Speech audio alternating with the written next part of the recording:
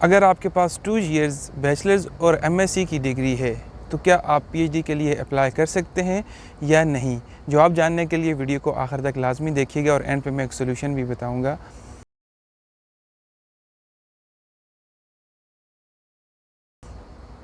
अस्सलाम वालेकुम, मेरा नाम है मोहसिन तारिक। अगर आप मेरे चैनल पे न्यू हैं तो चैनल को लाजमी सब्सक्राइब कीजिए, वीडियो को लाजमी लाइक और शेयर कीजिएगा। पीएचडी का पूरी दुनिया में जो क्राइटेरिया है मिनिमम 18 इयर्स ऑफ एजुकेशन का होना। अगर आपके पास मिनिमम 18 इयर्स ऑफ एजुकेशन है then you are eligible to apply for a PhD position anywhere in the world. अगर आपके पास 18 इयर्स ऑफ एजुकेशन नहीं है तो आप पीएचडी के लिए अप्लाई नहीं कर सकते हैं। अगर आपके पास 2 इयर्स बीएससी डिग्री है और 2 इयर्स एमएससी डिग्री है, इन दोनों की एजुकेशन को अगर कंपाइल किया जाए तो ये 16 इयर्स ऑफ एजुकेशन बन जाती है। लिहाजा हम अगर पीएचडी के मिनिमम क्राइटेरिया को देखें तो हम जो है पीएचडी के लिए अप्लाई नहीं कर सकते। कुछ ममालिक ऐसे हैं जो आपको अलाउ कर देते हैं कि आप अप्लाई कर सकें, लेकिन उसका जो बेस्ट सोल्यूशन ये होता है अगर आप बैचलर्स के बाद अप्लाई करना ही चाहते हैं पीएचडी के लिए तो एक प्रोग्राम होता है जिसका नाम होता है एमएस लीडिंग टू पीएचडी।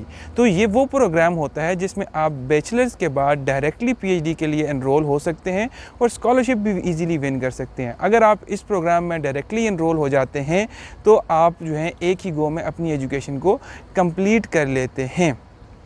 अगली बात, अगर आपको इस प्रोग्राम में एडमिशन नहीं मिल रहा, जैसे ही आप ग्रेजुएट हो जाते हैं और अपनी हायर स्टडीज़ को कंटिन्यू करना चाहते हैं तो उसका बेस्ट सोल्यूशन ये होता है कि आप फ़ौरन ही किसी भी अच्छी यूनिवर्सिटी में मास्टर्स में एनरोल हो जाएं। तो उससे ये होगा कि आपका टाइम जो है वो वेस्ट नहीं होगा, टाइम कंज्यूम होता रहेगा, आपकी ग्रोथ होती रहेगी।